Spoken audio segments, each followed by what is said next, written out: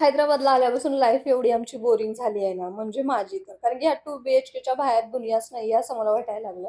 कारण की दिवस आणि रात्र माझा घरामध्येच जातोय. बाहेर पण आम्ही सहसा फिरायला जात नाहीये, जेवायला जात नाहीये. आठवड्यातून 2 ते 3 वेळा आम्ही बाहेर जेवायला जाणार आहे. अचानक बंद झालेलं होतं. आणि इकडे माणसं पण नाहीत बोलायला, म्हणजे शेजारी आहेत, पण त्यांच्याशी तरी मी काय बोलणार आहे? ते सगळे असे तेलुगूमध्येच बोलतात. आपण जे बोलतो त्यांना समजत नाहीये. मग त्यामुळे वाईब पण मॅच होत नव्हती. मग मी दिवसभर घरातच बसते.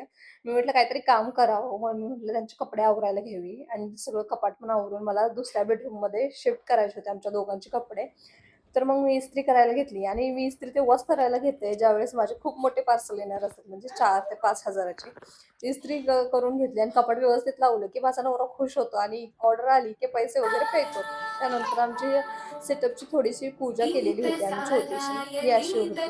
आणि तुम्हाला जर व्हिडिओ आवडत असेल तर लाईक करा, फॉलो करा, शेअर करा. बाय.